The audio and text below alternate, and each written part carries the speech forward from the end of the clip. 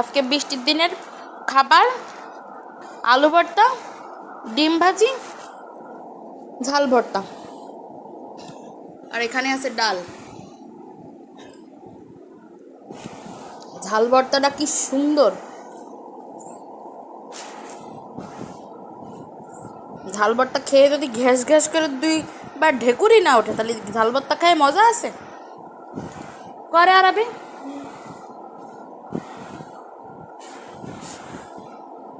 আরবি নেবে নাকি ঝাল ভর্তা?